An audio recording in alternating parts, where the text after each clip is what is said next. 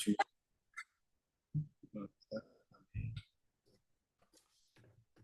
보시겠습니다.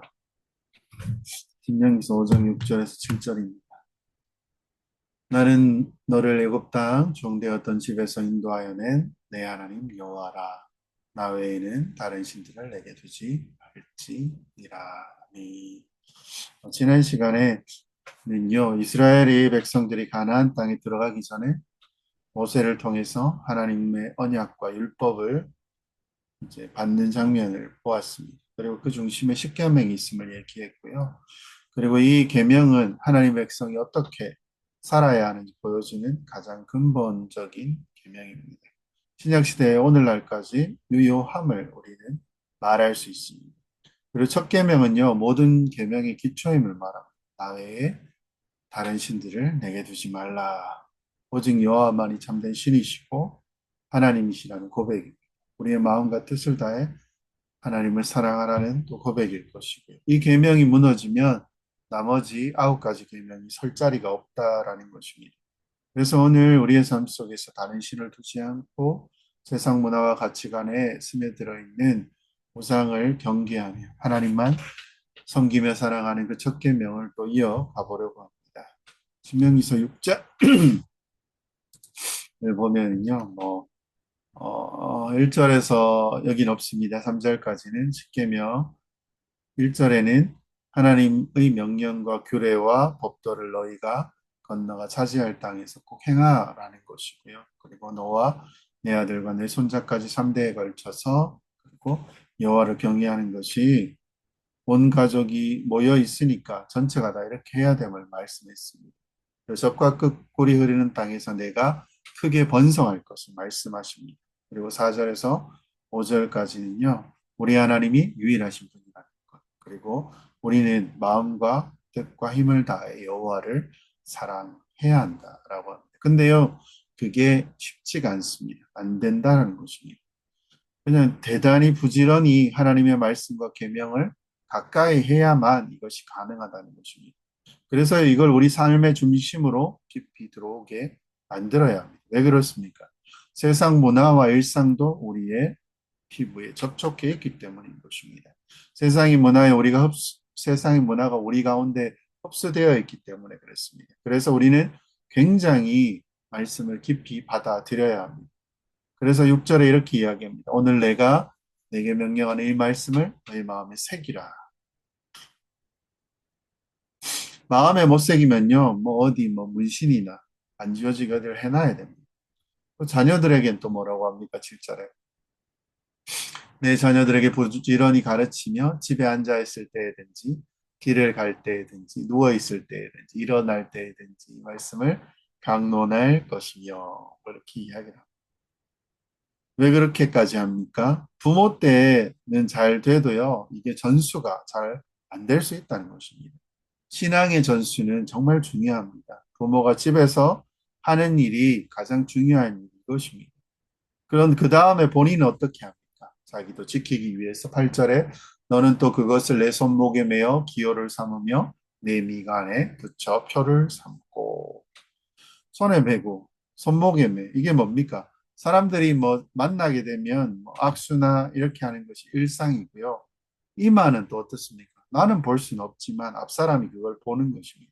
여기에 뭐가 있습니까? 나는 어떤 사람입니다. 라는 증명이 되기도 한다는 것입니다. 그리고 앞사람에게 뭔가 일어나기를 또 기대하는 거죠. 9절에는 또 내 집 문설주와 바깥문에 기록할지니라. 들어오거나 집에 나가거나 항상 이 말씀을 잊지 않도록 그렇게 뭘 만드냐면요. 이 땅에 우리가 살아가는 문화로 만들어야 한다는 것입니다. 이렇게 해서 하나님의 계명을 지키며 살아가는 새로운 문화, 이 세상에 섞이지 않는 새로운 일상의 새로운 가치관을 그리고 라이프 스타일이라고 얘기할 수 있을 것입니다. 이게 뭐냐면요. 바로 하나님을 섬기며 살아가는 백성이 해야 될 일을 오늘 신명기서 6장에서 강조하고 있다는 것입니다. 10절에서는 또 뭐라고 얘기합니까? 내 하나님 여호와께서 내 조상 아브라함과 이삭과 야곱을 향하여 내게 주리라 맹세하신 땅으로 너를 들어가게 하시고 내가 건축하지 아니한 크고 아름다운 성읍을 얻게 하시며 그리고 11절에 뭐라고 이야기합니까? 내가 채우지 아니한 아름다운 물건이 가득한 집을 얻게 하시며 내가 파지 아니한 우물을 차지하게 하시며 내가 심지 아니한 포도원과 감람나무를 차지하게 하사 내게 배불리 먹게 하실 때 무슨 말입니까? 하나님 다 주신다는 겁니다. 돈 벌어서 할 수 있죠. 그렇게 한다고 할 수 있죠. 근데요, 그렇게 생각하는 것 자체가 하나님과 거리가 먼 것입니다. 하나님의 은혜를 풍족히 누리며 근데 12절에는 잊지 말라는 내용이 있습니다. 너는 조심하여 너를 애굽 땅 종되었던 집에서 인도하여 내신 여호와를 잊지 말고 라고 이야기합니다.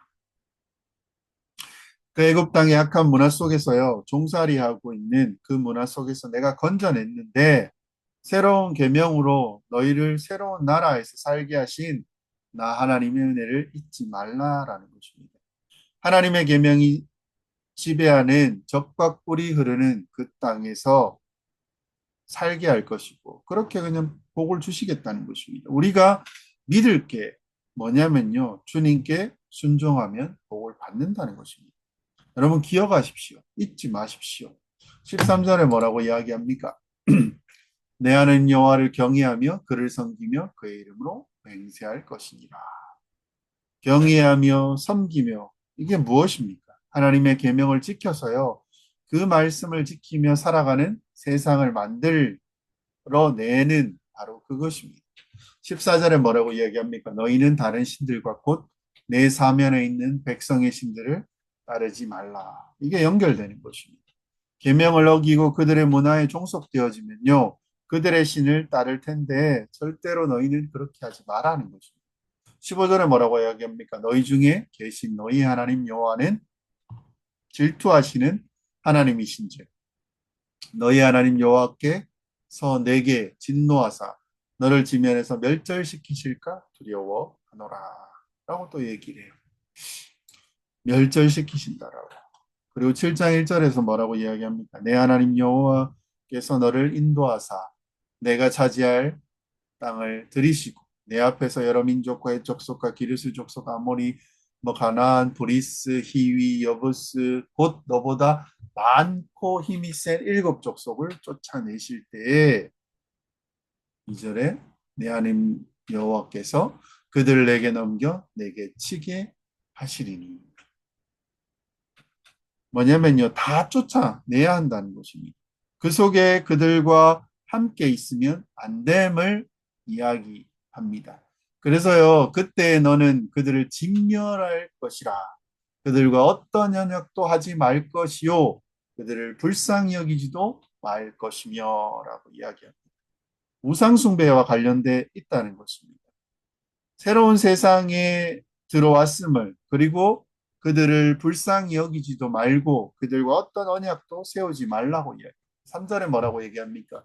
또 그들과 혼인하지도 말지니 내 딸을 그들의 아들에게 주지 말 것이요 그들의 딸도 내 며느리로 삼지 말 것은 4절에 보면 그가 내 아들을 유혹하여 그가 여호와를 떠나고 다른 신을 섬기게 하므로 여호와께서 너희에게 진노하사 갑자기 너희를 멸하실 것임이니라.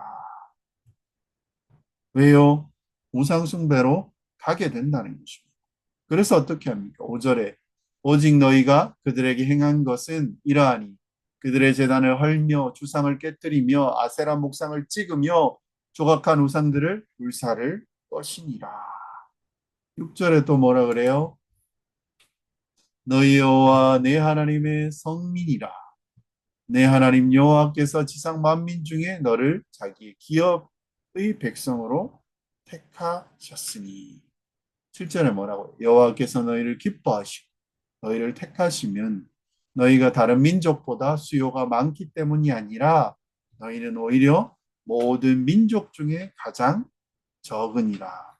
8절에 여호와께서 다만 너희를 사랑하심으로 말미암아 또는 너희의 조상에게 하신 맹세를 지키려 하심으로 말미암아 자기 권능의 손으로 너희를 인도하여 내시되 너희를 그 종되었던 집에서 애굽 왕 바로의 손에서 속량하셨나니. 계속 나아갑니다. 구절에 그런즉 너희는 알라 오직 내 하나님 여호와는 하나님이시요 신실하신 하나님이시라.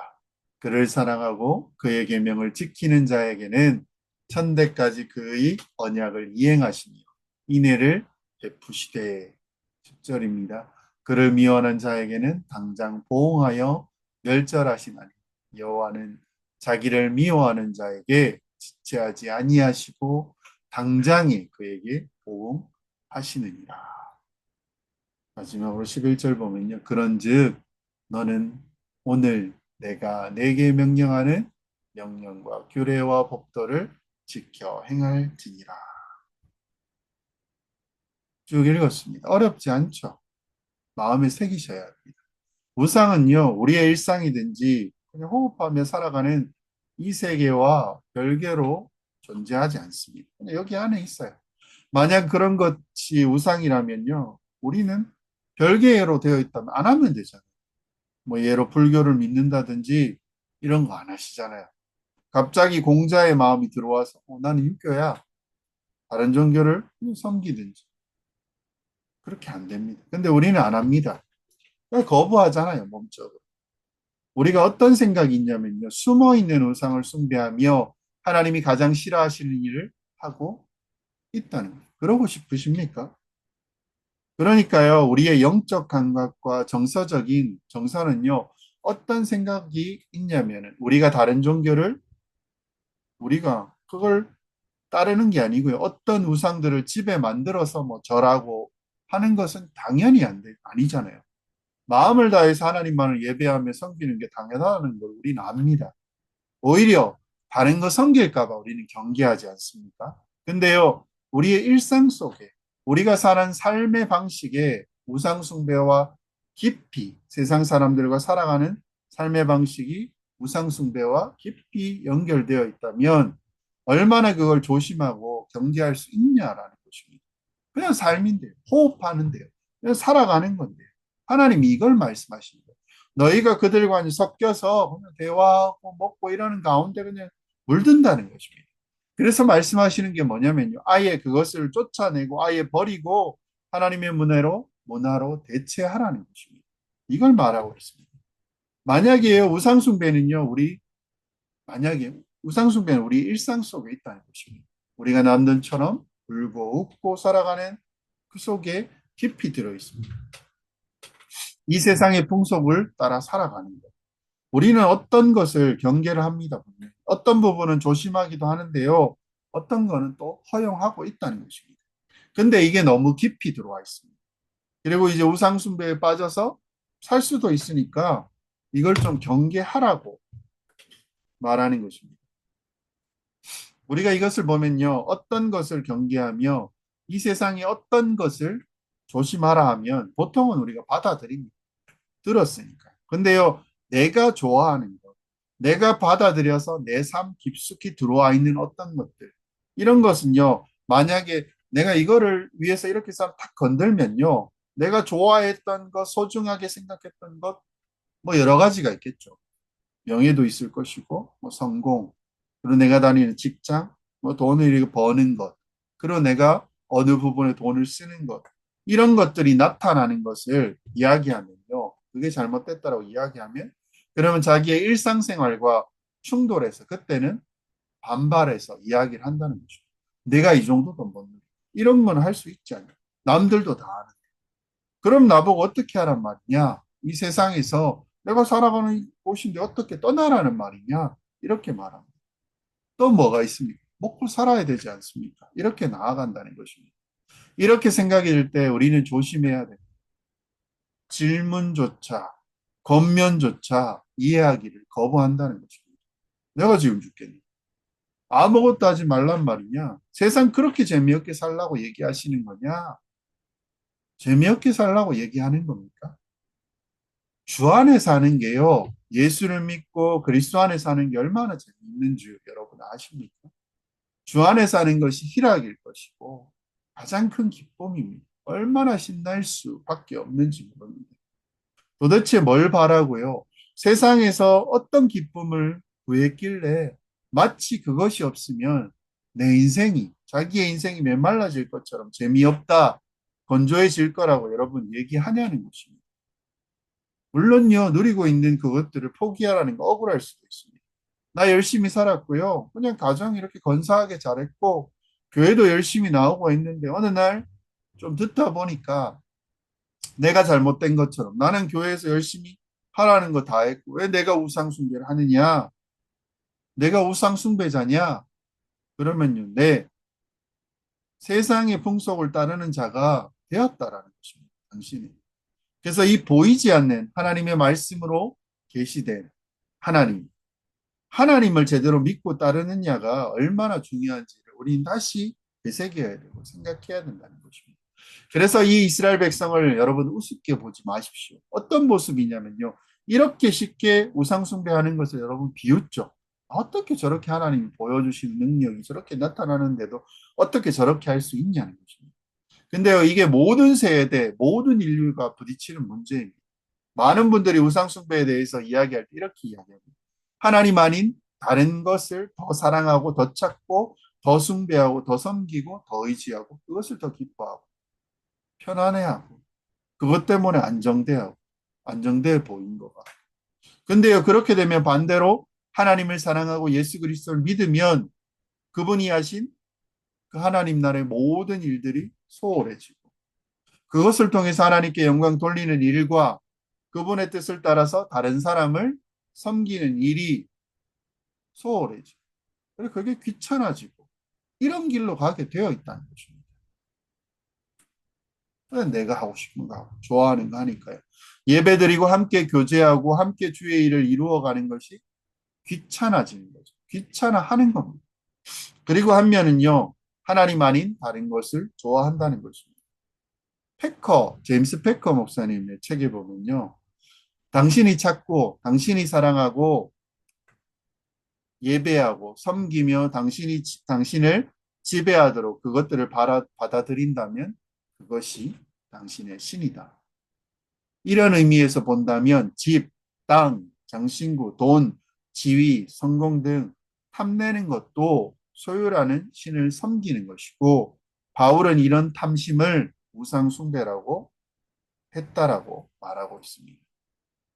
허튼이란 분은 좀 글을 어렵게 쓰시는 분입니다. 이렇게 이야기합니다. 우리 삶의 독립된 영역을 관장하면서 각 영역에서 성공과 행복을 보장하는 영역의 신을 우리가 섬기고 있다. 우상숭배자들이 물론 공개적으로는 표명하지 않는다. 그렇지만 그런 경향이 실제 생활에서 나타낼 때가 많다. 하나님은 종교라는 영역을 관장하는 것처럼 생각되었다. 예배 때 나와서 하나님을 부르지만 그러나 생활의 삶 자체는 내가 가진 경력, 소유, 탐욕, 자존감, 안정, 친구, 유행, 오락, 취미 이런 것들은 그 속에서 우상숭배의 지배를 받는다라는 것입니다. 이것이 우상이라는 거죠. 이런 우상을 위해 하나님의 계시된 뜻을 어기는 결정을 내린다. 우리는 그때마다 유일하고 살아계신 참 하나님 앞에 다른 우상을 내려놓아 둔다라고 이야기합니다. 돈을 벌기 위해 교회로 살아가기를 소홀히 하는 그 결정을 할 때마다 우상숭배가 이루어진다라는 것입니다. 필요 없는 것은 단지 뭐 사치나 뭐 소유, 열망, 어떤 것을 사기 위해 뭐 인터넷 쇼핑을 한다든지 홈쇼핑을 하거나 가게에서 카드를 가지고 결제할 때마다 헛된 즐거움을 위해 뭐 집이나 차나 명품이나 여행 등 큰 돈을 사용할 때 영역신을 섬기며 그것을 우상숭배하는 것이다라고 이야기합니다. 또요 토마스 몰러라는 교수님이 이렇게 이야기합니다. 오늘날 우리가 더 위험한 우상을 섬길수록 그 우상 숭배의 양상을 포착하는 일이 더 까다로워졌다.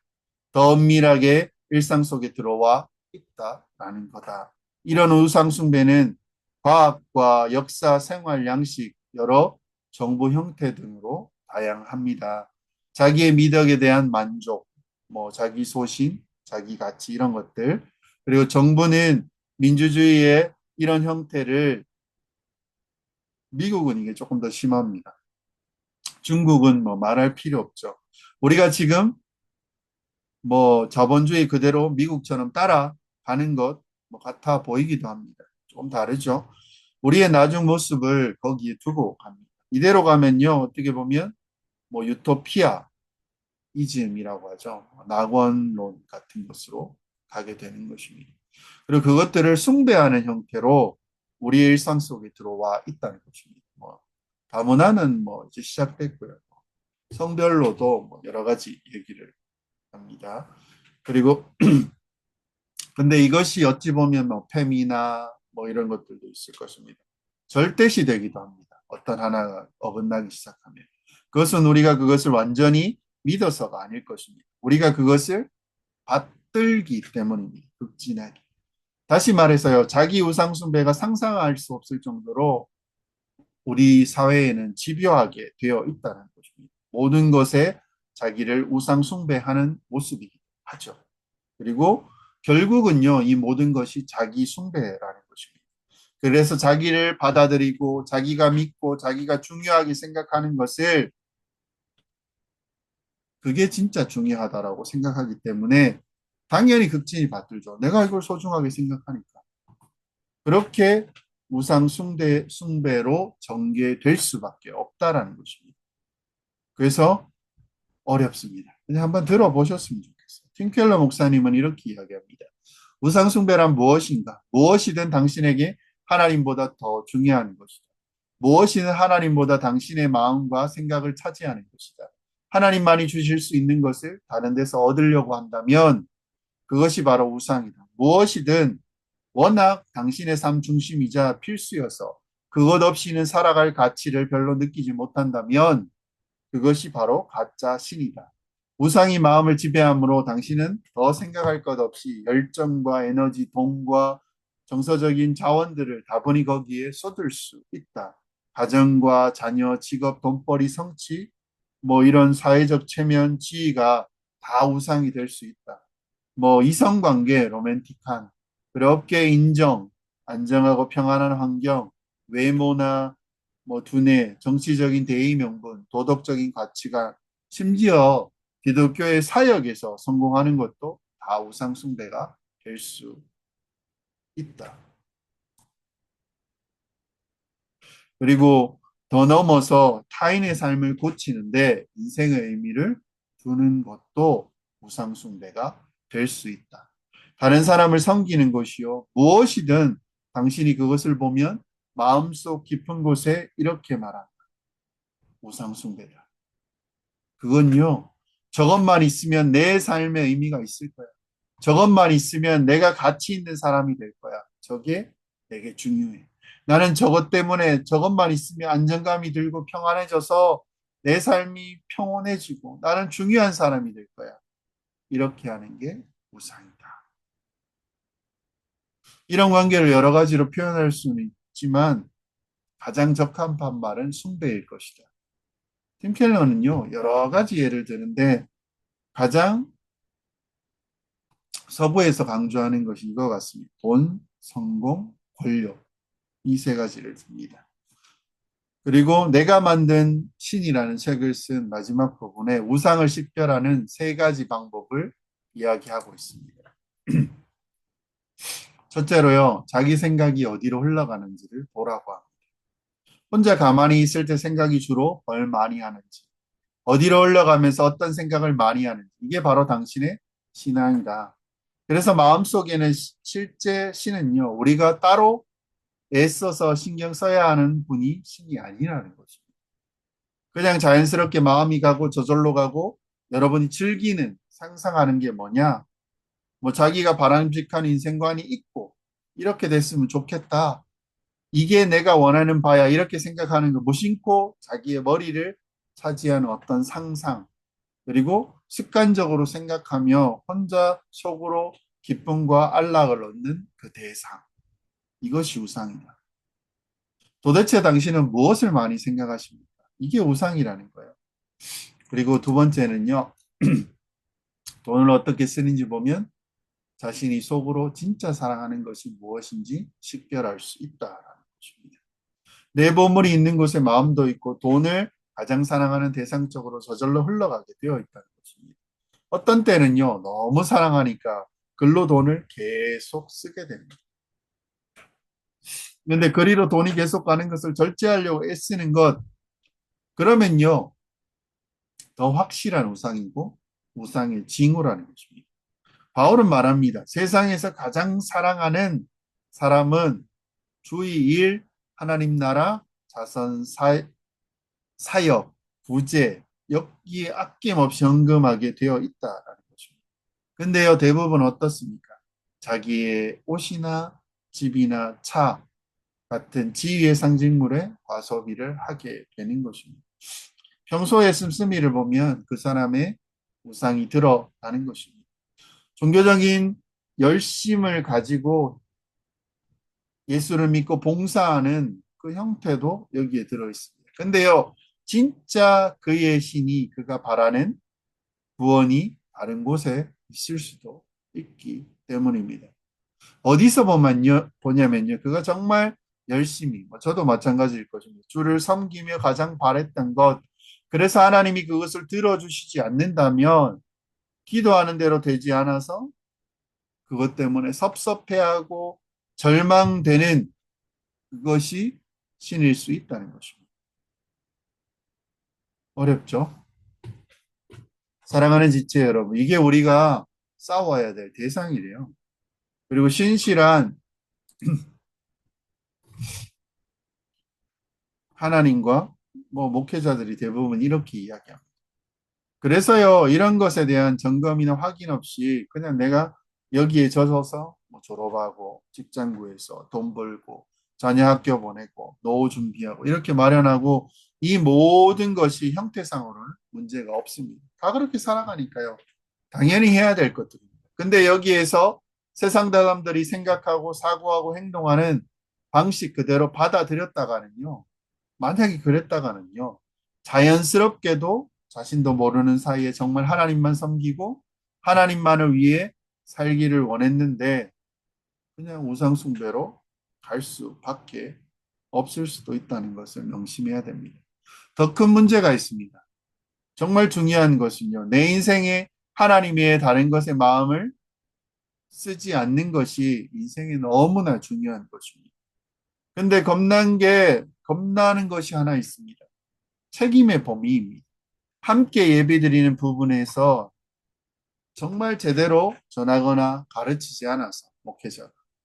그리고 가르쳤는데 무슨 말인지 못 알아들어서 혹시 처음부터 우상 숭배자였는데 예수 믿을 때부터 세례를 받을 때부터 우상 숭배자였는데 복음을 들을 때부터 몰랐고 기독교라는 종교가 좋았고 그리고 예수를 믿고 하며 신이 좀 줄어준다니까 그냥 뭐 잘 되겠지라고 추구하다가 실제로 구원받지 않았는데 실제로 종교적인 형태에 너무 익숙해지고 또는 모태신앙으로 어릴 때부터 교회를 다녀서 익숙해졌는데 결국은 우상 숭배자였고 이렇게 교회를 계속 다니고 있는데 그것에 대한 경고를 받지 못하고 결국 지옥에 가면 어떻게 되냐는 것입니다. 이게 정말 두려운 부분입니다. 사랑하는 지체 여러분, 신앙생활 잘하고 못하고는 둘째 문제입니다. 하나님의 진노, 하나님의 영원한 진노에서 벗어나는 것이요. 이 우상 숭배에서 벗어나는 것이 이게 얼마나 중요한지 모릅니다. 어떤 건요, 우리 깊은 내면을 돌아보며 내가 누구지? 질문을 던지는 것. 나는 정말 하나님을 사랑하는가? 내 지식적으로도 그리고 내 감정적으로도 하나님을 사랑해서 내가 그분의 영광을 위해 살아가겠다고 마음을 쏟는 것. 정말 그게 나한테 있느냐? 그리고 내가 의지적으로 이런 일상을 내가 살아가려고 하느냐? 이것을 우리는 점검해야 됩니다. 어떤 때는요, 고통스럽습니다. 자기를 드러내는 게 너무나 힘든 거죠.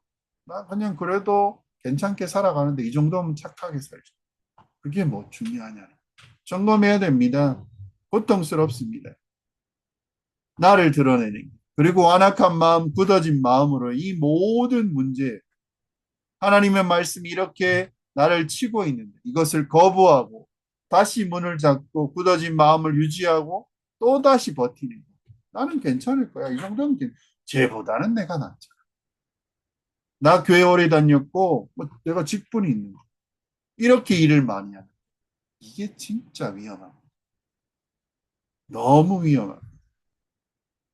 사랑하는 지체 여러분, 자기를 점검하십시오. 그리고 우리가 간절히 소망하는 게요. 어떠한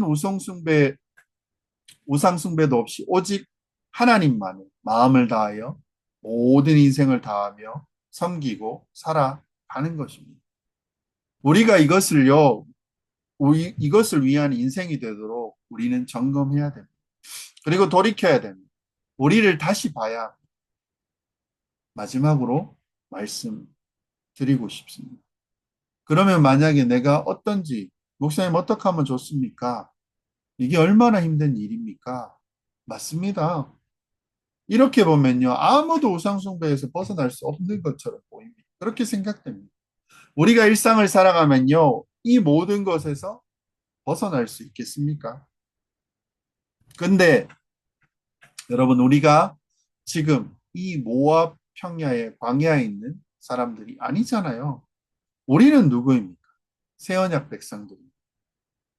예수 그리스도를 믿는 사람들입니다. 아멘. 우리는 예수를 믿는 사람입니다. 이게 무슨 말입니까? 예수를 믿어 성령을 받아서 모든 죄사함을 받았고 이 마음 깊은 곳에서부터 새 마음이 주어져서 아예 마음부터 하나님을 사랑하는 자, 예수를 사랑하는 자로 뒤바뀌었다라는 것입니다. 그게 여러분을 설명해 줄 수 있습니다. 우리가 신실하다면 정말 여러분을 설명해 줄 수 있다라는 것입니다. 그래서 예수 그리스도의 그 하신 일, 정말 그분을 사랑하기 때문에 그분의 일에 관심을 우리가 쏟는 것이고, 그분이 이 땅에 이루신 하나님의 백성의 일에 또 관심을 쏟는 것이고요. 그리고 내가 우상 숭배를 하는지 안 하는지 신경도 안 써도 되고요. 우상 숭배를 벗어날 수 있는 것은요. 그 방법은요. 우리 주 예수 그리스도께 집중하는 것. 날마다 나아가는 것. 우리 주 예수 그리스도께 관심을 갖는 것. 그래서 그분이 하신 일을 같이 하면서 그분의 고난도 증명하고 그분의 영광에도 참여하는 것. 바로 이것이 여러분 이 시대의 하나님을 제대로 섬기며 살아가는 일이라고 말씀드릴 수 있습니다. 예수님이 이 땅에 오셔서 우리가 가장 걸려 넘어지기 쉬운 게요. 무엇입니까? 만몬입니다. 만몬을 잡으셨어요. 그리고 한편에는 하나님을 두고 신을 그 만몬을 하나님의 옆에 두는 신을 옆에 두는 경우는 없습니다. 근데요. 옆에 두는 게 딱 하나 있습니다. 그리고 뭘 섬길 거냐라고 묻습니다. 돈, 하나님. 하나를 섬기면 다른 하나를 못 섬긴다는 것, 둘 다 섬길 수는 없습니다. 그러면 우리가 하나님을 신뢰하지 못하고 무엇을 먹을까, 입을까, 마실까, 이 염려에 그 두려움에 빠지기 시작하면요. 이것에 대해서 염려하고 내가 이 문제를 해결해야 된다고 생각하면 하나님을 믿는 데 떠나 만몬을 섬기는 자가 된다는 것입니다. 저 공중에 나는 새를 들판에 피는 꽃 아무것도 안 하는데 하나님이 다 먹이시고 입히시는데 그런데 너는 하나님의 자녀이지 않느냐?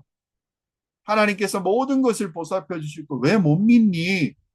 염려하지 마. 제발 염려하지 마. 만약에 염려에서 너희가 벗어나기만 한다면 이제 너희의 관심을 하나님의 일, 하나님의 나라와 그의 의를 구하는 일에 너희의 관심을 전체를 쏟을 수 있게 될 것이고 이것이야말로 하나님의 계명을 지키며 하나님을 진짜 사랑하며 살아가는 일일 거야. 그래서요, 이것을 하나님 나라의 일이라고 이야기하면 하나님 나라 일이 무엇입니까? 그냥 다 빼고요. 교회입니다. 하나님 나라의 백성, 이 하나님 나라의 백성을 보면요. 하나님 나라가 이미 임했다라는 것을 보여주시는 겁니다. 우리 모인 교회. 그리고 여기서 하나님의 약속, 계명이 만들어졌고 이 땅에 도전하는 교회의 영광스러움과 그 충만함으로 하나님께서 성령께서 온전케 하시고 이 교회로 살아가는 하나님 나라의 의를 이루어 가실 것, 이것이 무엇입니까? 주님을 사랑하고 섬기고 하나님만 예배하는 것입니다. 사랑하는 지체 여러분, 이 모든 것의 해결책은 하나밖에 없다 그랬어요. 우리 주 예수 그리스도 안에 있습니다. 이 말이 여러분에게 진짜 이해되시기를 간절히 소망합니다. 예수 그리스도를 여러분 사랑하십시오. 그분을 가장 소중하게 생각하십시오. 그분께 가까이 가고 그분이 어떤 분이심을 그분께서 주신 가르침에 집중하고 그분과 인격적인 교제하는 것이 우리의 전체를 우리 전체를 살리고 우리 인생 전체를 가장 복되게 하며 적과 꿀이 흐르는 가나안 땅에 머물러 그 복을 누리게 하는 유일한 길인 것을 여러분 제발 명심해 주시기 바랍니다. 그래서 오직 주만 귀하게 여기고 살아가는 자 되게 하여 주시옵소서. 이렇게 기도할 때요. 주님만 귀하게 여기고 살아가는 자 되게 하여 주시옵소서. 그러면 제대로 일계명을 지키며 살아가는 자가 될 것입니다. 이렇게 살아가는 것을 어떻게 적용하겠습니까? 우리의 일상 속에 보이지 않는 우상이 들어와 있죠. 돈, 성공, 안전, 관계, 신앙적인 외형마저 가지고 있습니다. 하나님보다 그것이 더 소중해질 수도 있다는 거죠. 그래서요, 우리는 늘 점검하십시오. 마음과 뜻과 힘을 다해 하나님을 사랑하는 삶으로 여러분 돌이키십시오. 그 길을 예수 그리스도 안에 있습니다. 그분만을 바라보고 그분과 교제할 때 우리는 이 우상 숭배에서 벗어나 참된 자유를 누릴 수 있습니다. 마무리하겠습니다. 계명은요, 1계명은요, 단순한 금지가 아닙니다. 하나님만이 우리의 유일한 구주이심을 고백하며 그분만을 섬기라는 초청입니다. 예수 그리스도를 믿는 새 언약 백성이 우리는 되었잖아요. 우리는 주님만 사랑하고 의지하게 될 때 그렇게 살아갈 수밖에 없습니다. 그렇게 살 때 적과 꿀이 흐르는 풍성한 삶을 누리게 된다는 것입니다. 우리의 신앙이 종교적인 습관에 여러분 머무르지 마십시오. 하나님을 사랑하며 전심으로 그 사랑을 드러내셔야 합니다. 방법은 무엇입니까? 우리 주 예수 그리스도를 바라보시면 됩니다. 마지막 기도 제목 나누고 기도하겠습니다. 우리의 마음속 깊이 숨어있는 우상을 발견하고 끊어내게 하여 주시고 오직 하나님만 예수님만 섬기게 하여 주시옵소서. 예수 그리스도를 더 사랑하고 그분 안에 참된 자유와 기쁨을 누리게 하여 달라고 교회 공동체가 하나님 나라의 의와 사랑을 드러내는 거룩한 백성으로 살아가게 해달라고 이 시간 같이 기도하며 나아가겠습니다.